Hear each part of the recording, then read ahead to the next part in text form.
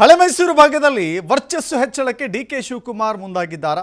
ಒಕ್ಕಲಿಗರ ಸಮುದಾಯದ ಸ್ಥಾನವನ್ನ ಬಲಪಡಿಸಿಕೊಳ್ಳಕ್ಕೆ, ಭದ್ರತೆಯನ್ನು ಹೆಚ್ಚು ಮಾಡಿಕೊಳ್ಳಕ್ಕೆ, ಬಲವನ್ನು ಜಾಸ್ತಿ ಮಾಡಿಕೊಳ್ಳಕ್ಕೆ ನಿರ್ಧಾರ ಮಾಡಿದ್ದಾರೆ ಡಿಕೆ ಶಿವಕುಮಾರ್ ಅಂತ ಹೇಳಿ ಬೇರೆ ಪಕ್ಷಗಳ ಪ್ರಬಲ ನಾಯಕರಿಗೆ ಡಿಕೆ ಶಿವಕುಮಾರ್ ಗಾಳ ಹಾಕ್ತಿದ್ದಾರೆ ಎನ್ನುವ ಗುಮಾನಿ ಇದೆ. ತುರುವೇಕೆರೆಯ ಮಾಜಿ ಶಾಸಕ ಅಂದರೆ ಬಿಜೆಪಿಯ ಮಾಜಿ ಶಾಸಕ ಮಸಾಲಾ ಜಯರಾಮ್ಗೆ ಈಗ ಟ್ರಬಲ್ ಶೂಟರ್ ಗಾಳ ಹಾಕಿದ್ದಾರೆ. ಮಸಾಲಾ ಜಯರಾಮ್ ತುರುವೇಕೆರೆ ಈಗ ಸದ್ಯ ತುರುವೇಕೆರೆಯಲ್ಲಿ ಹಾಲಿ JDSನ MLA ಇದ್ದಾರೆ.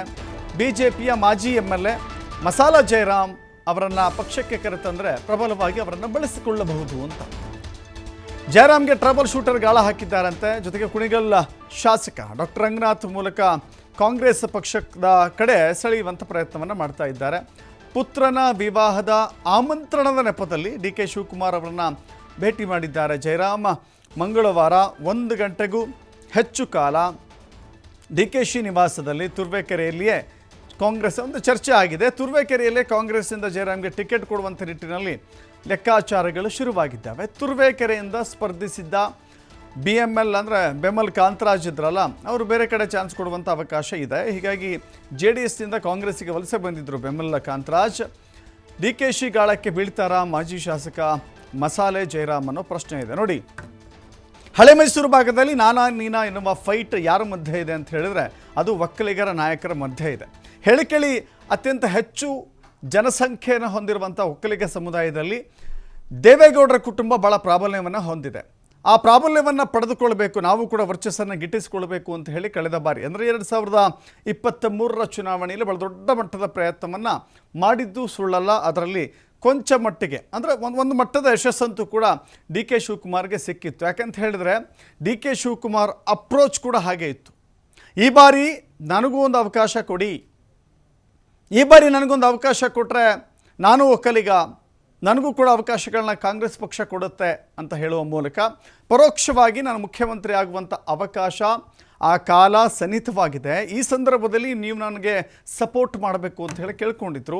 ಈಗ ಮತ್ತೊಮ್ಮೆ ಮಗದಷ್ಟು ಶಕ್ತಿಯುತವಾಗಿ ಪಕ್ಷವನ್ನು ಸಂಘಟಿಸುವ ಜೊತೆಗೆ ಒಕ್ಕಲಿಗ ನಾಯಕರ ಮಟ್ಟಿಗೆ ಮತ್ತಷ್ಟು ಪ್ರಾಬಲ್ಯವನ್ನು ಹೆಚ್ಚಿಸಿಕೊಳ್ಬೇಕು, ಅದು ಕೂಡ ಹಳೆ ಮೈಸೂರು ಭಾಗದಲ್ಲಿ ಅಂತ ಹೇಳಿ ಈಗ ತುಮಕೂರಿನ ಮಾಜಿ ಶಾಸಕ ಅಂದರೆ ತುಮಕೂರಿನ ತುರುವೇಕೆರೆಯ ಮಾಜಿ ಶಾಸಕ ಮಸಾಲೆ ಜಯರಾಮ್ಗೆ ಗಾಳ ಹಾಕಿದ್ದಾರಂತೆ. ಅದಕ್ಕೆ ಒಪ್ಕೊಳ್ತಾರಾ, ಪಕ್ಷವನ್ನು ಸೇರ್ಪಡೆ ಆಗ್ತಾರಾ?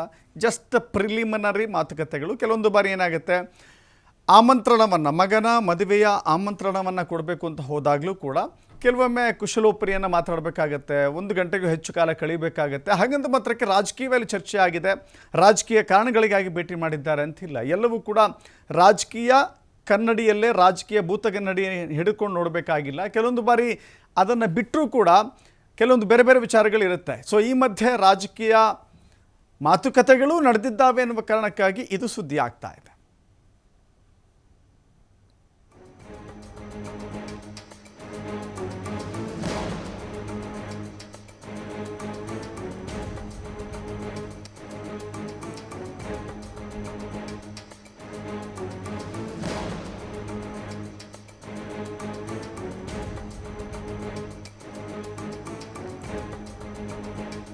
ಎಸ್, ಮತ್ತಷ್ಟು ಮಾಹಿತಿ ನಮ್ಮ ಪ್ರತಿನಿಧಿ ಶಿವಕುಮಾರ್ ಹೇಳ್ತಾರೆ. ಶಿವಕುಮಾರ್, ಹಳೆ ಮೈಸೂರು ಭಾಗದಲ್ಲಿ 2023ರ ಚುನಾವಣೆಯ ಸಂದರ್ಭದಲ್ಲಿ ಡಿಕೆ ಶಿವಕುಮಾರ್ ಅವರ ಅಪ್ರೋಚ್ ಹಾಗೆ ಇತ್ತು.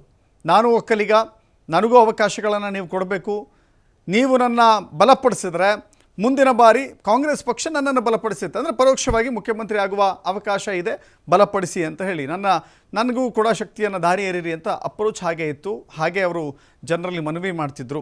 ಚುನಾವಣೆ ಮುಗಿದಿದೆ, ಮುಂಬರುವ ಚುನಾವಣೆ ಇನ್ನೂ ಲೇಟ್ ಆಗಿದೆ. ಆದರೂ ಕೂಡ ಡಿಕೆ ಶಿವಕುಮಾರ್ ಅವರು ಪಕ್ಷ KPCC ಅಧ್ಯಕ್ಷರಾಗಿ ಮಾಡುವಂಥ ಕೆಲಸ ಮಾಡಬೇಕಾಗುತ್ತೆ. ಅದರ ಜೊತೆಗೆ ಹಳೆ ಮೈಸೂರು ಭಾಗದ ಲೀಡರ್ಗಳನ್ನು ಯಾಕೆ ಕಾನ್ಸಂಟ್ರೇಟ್ ಮಾಡ್ತಾ ಇದ್ದಾರೆ ಅನ್ನುವ ಪ್ರಶ್ನೆ ಉದ್ಭವ ಆಗೋದಿಲ್ವಾ?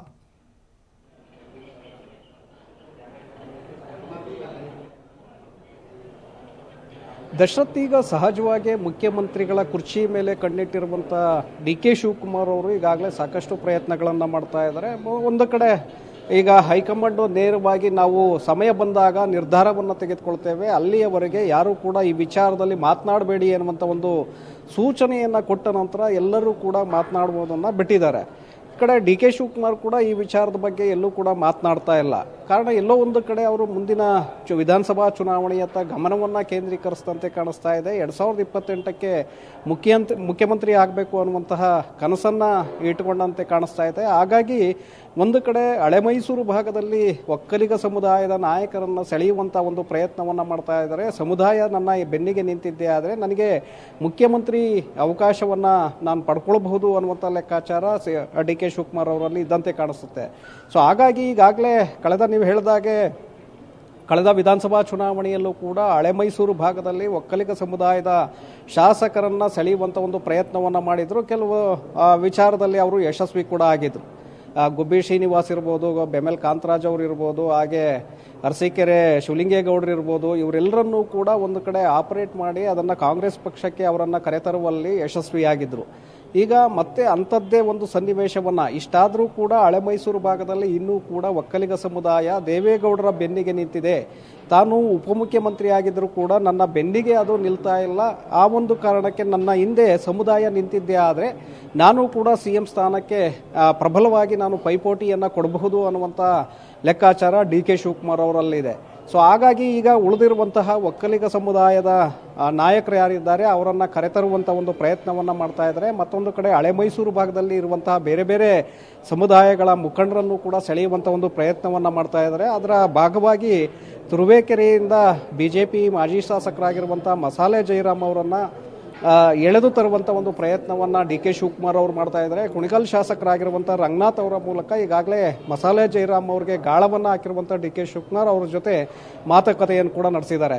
ನಿನ್ನೆ ಸದಾಶಿವನಗರದ ಅವರ ನಿವಾಸದಲ್ಲಿ ಬೆಮೆಲ್ ಕಾಂತರಾಜು ಹಾಗೆ ಮಸಾಲೆ ಜಯರಾಮ್ ಜೊತೆಗೆ ಬೇರೆ ಬೇರೆ ನಾಯಕರು ಕೂಡ ಮಂಜುನಾಥ್ ಮಾಜಿ ಶಾಸಕರು ಸೇರಿದಂತೆ ಹಲವರು ಒಂದು ಸಭೆಯನ್ನು ಕೂಡ ನಡೆಸಿದ್ದಾರೆ.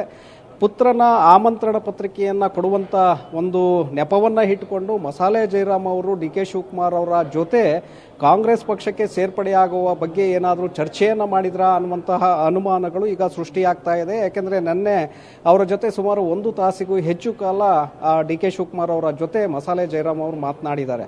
ಯಾಕೆಂದರೆ ಹಿಂದೆ JDS ಪಕ್ಷದಲ್ಲಿದ್ದಂತಹ ಬೆಮೆಲ್ ಕಾಂತರಾಜು ಅವರನ್ನು ಕಾಂಗ್ರೆಸ್ ಪಕ್ಷಕ್ಕೆ ಕರೆತಂದಿದ್ರು. ಅವರಿಗೆ ತುರುವೇಕೆರೆಯಲ್ಲಿ ಟಿಕೆಟನ್ನು ಕೊಟ್ಟಿದ್ರು.